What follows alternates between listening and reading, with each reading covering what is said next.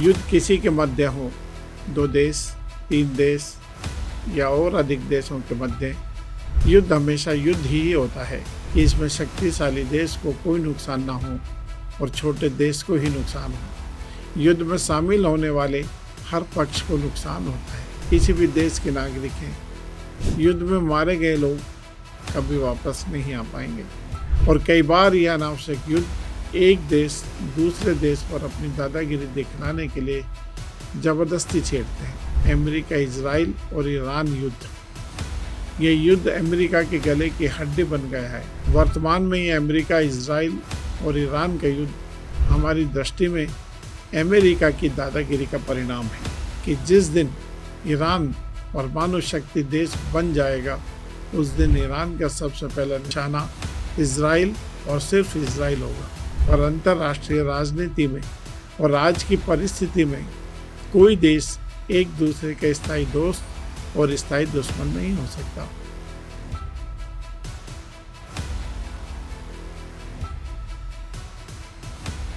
बात आमजन की YouTube के इस एपिसोड में आप सभी को रमेश अग्रवाल का नमस्कार। मित्रों, इस समय दुनिया में एक ऐसी घटना घट रही है, ईरान, अमेरिका एवं इजराइल का युद्ध। इस घटना पर भी चर्चा करना जरूरी है क्योंकि इस समय युद्ध की यह घटना पूरी दुनिया को प्रभावित कर रही है। इसलिए इस घटना की चर्चा से हम अछूते नहीं रह सकते। मित्रों, मैं विदेश नीति का बिल्कुल भी जानकार नहीं हूँ और आपकी तरह एक आमजन होने के नाते इस युद्ध पर मेरे मन में क्या क्या घटित हो रहा है, आज के एपिसोड में हम इसी विषय पर चर्चा करेंगे।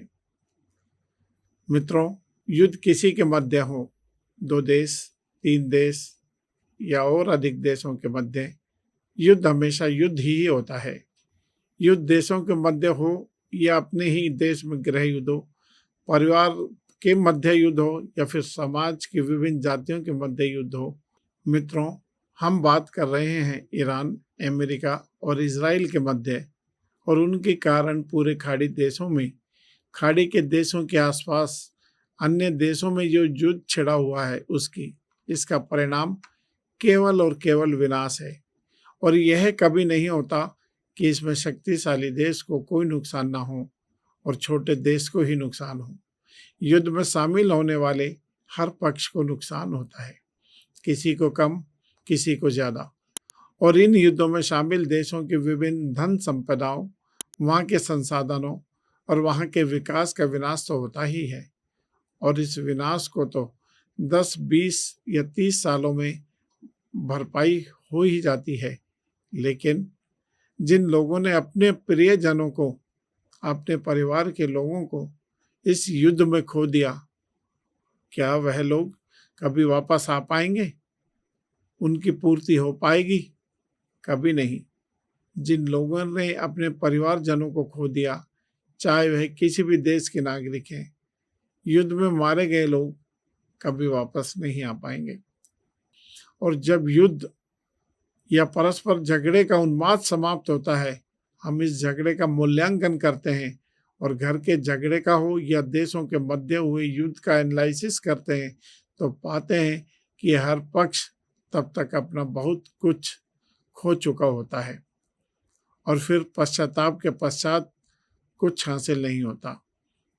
मित्रों, परिवार, मोहल्ले और समाज में होने वाले युद्धों, झगड़ों का यदि शांति से मूल्यांकन करें तो हम पाएंगे कि इन झगड़ों को रोका जा सकता था। यदि एक पक्ष शांति से, धैर्य से उस झगड़े की परिस्थितियों में समझदारी से काम लेता तो मित्रों, लेकिन कई बार दोनों पक्षों के उग्र हो जाने के कारण, छोटी छोटी बातों का इशू बन जाने के कारण ये झगड़े हो जाते हैं। आजकल तो झगड़े की स्थिति यहाँ तक आ पहुँची है कि जरा सी बात पर, छोटे छोटे इशू पर पति पत्नी में भी झगड़े हो जाते हैं। भाई बहनों में, भाई भाइयों में झगड़ा हो जाता है। और कुछ समय बाद जब झगड़े का उन्माद शांत होता है तो दोनों पक्षों को यह महसूस होता है, यार काश उस दिन अगर मैं या वो चुप रह जाता तो शायद ये झगड़ा रोका जा सकता था। मित्रों, ये तो हमने बात की घर परिवार, पति पत्नी और भाई भाई के मध्य होने वाले झगड़े की। लेकिन अगर हम दो देशों के मध्य झगड़ों की, युद्ध की बातचीत करें तो कई बार तो देशों के मध्य सिर्फ युद्ध ही उनकी समस्या का समाधान नजर आता है। लेकिन हमेशा दो देशों के मध्य यह युद्ध जरूरी नहीं होता।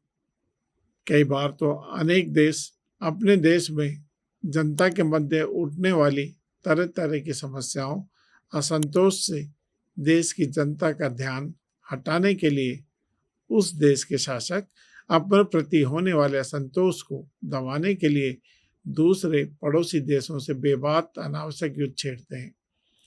और कई बार यह अनावश्यक युद्ध एक देश दूसरे देश पर अपनी दादागिरी दिखलाने के लिए जबरदस्ती छेड़ते हैं, और ये युद्ध उस शक्तिशाली देश के लिए गले की हड्डी भी बन जाते हैं।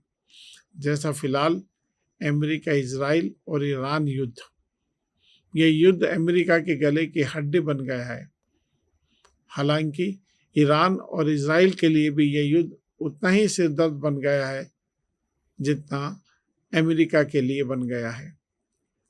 हम आमजन हैं, इसलिए वर्तमान की दुनिया में होने वाले इस मिनी विश्व युद्ध का भी विश्लेषण आमजन की ही तरह करेंगे, ना कि बड़े बड़े युद्ध विश्लेषकों की तरह। मित्रों, वर्तमान में ये अमेरिका, इजराइल और ईरान का युद्ध हमारी दृष्टि में अमेरिका की दादागिरी का परिणाम है। अमेरिका आज भी ट्रंप के समय से ही नहीं, पुराने राष्ट्रपतियों के समय से ही अपने आप को दुनिया का सुपर पावर समझता है, अर्थात अपने आप को दुनिया का दादा मानता है, जो कि बिल्कुल गलत है।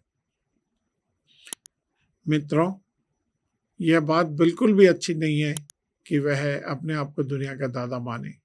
इस युद्ध में इजराइल की समस्या फिर भी वाजिब लगती है कि जिस दिन ईरान परमाणु शक्ति देश बन जाएगा, उस दिन ईरान का सबसे पहला निशाना इजराइल और सिर्फ इजराइल होगा, क्योंकि ईरान और इजराइल एक दूसरे के पुराने प्रतिद्वंदी हैं।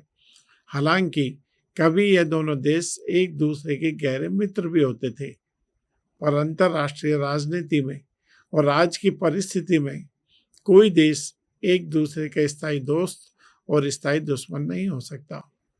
परिस्थितियां अपने अपने देश के स्वार्थ और हितों के कारण बदलती रहती हैं। परस्पर इस दुनिया के कई कारण हैं।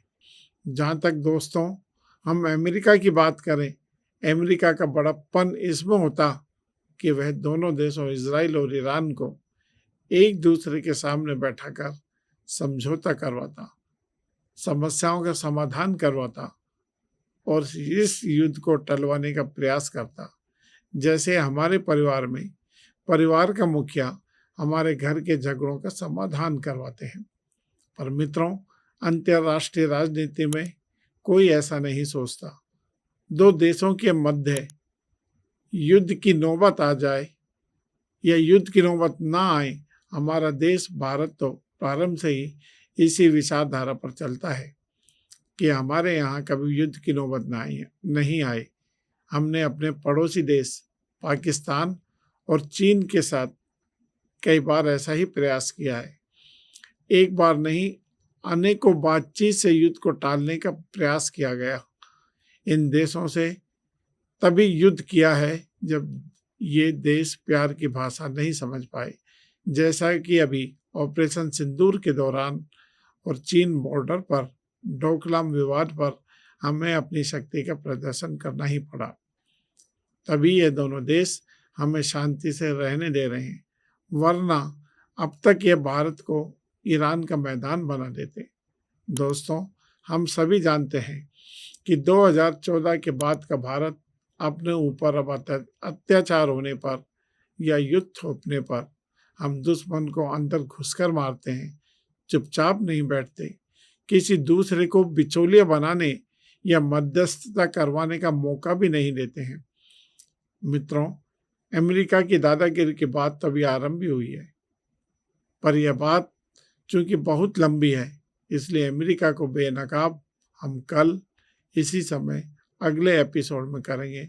इस एपिसोड में अपने कोई सुझाव देने हो तो कृपया नीचे कमेंट्स बॉक्स में दीजिए। इस एपिसोड को लाइक कीजिए, सब्सक्राइब कीजिए, शेयर कीजिए। आपका बहुत बहुत धन्यवाद।